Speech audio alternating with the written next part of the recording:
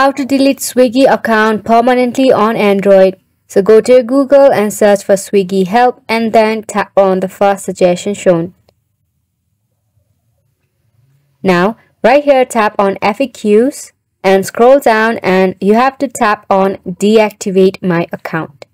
Now as you can see there, we have to mail it to support@swiggy.in. So let's open our Gmail here.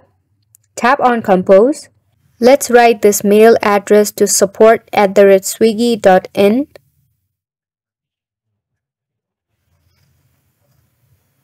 Now in the subject you have to write delete my account.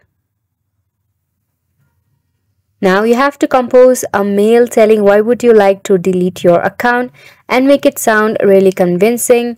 For an example, I'm going to write I'll be moving and I don't think I'll be needing this account anymore. So you can just be creative with it, or you can copy paste the same thing that I've written right here. And once you do that, Swiggy team will get back to you actually really quick with a solution. Hopefully this video was informative and thank you so much for watching.